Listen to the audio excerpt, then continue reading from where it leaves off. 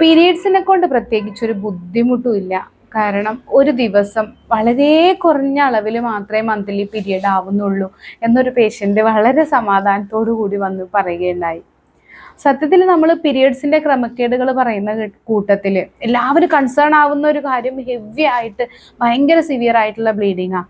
പക്ഷേ അതുപോലെ തന്നെ നമ്മൾ ഇമ്പോർട്ടൻസ് കൊടുക്കേണ്ട ഒരു കാര്യമാണ് വളരെ ലൈറ്റായിട്ട് വളരെ ചെറിയ ഡ്യൂറേഷനിൽ മാത്രം പീരീഡ്സ് വരുന്നത്.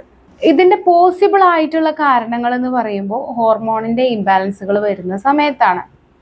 അതുപോലെ തന്നെ മെനോപോസ് എന്ന് പറയുന്ന ആർത്തവ വിരാമ കാലഘട്ടത്തിനോടനുബന്ധിച്ച് വരുന്ന ഒരു സമയത്തും പീരിയഡ്സിന്റെ ബ്ലീഡിങ്ങിന്റെ അളവ് കുറവായിട്ട് വരാം.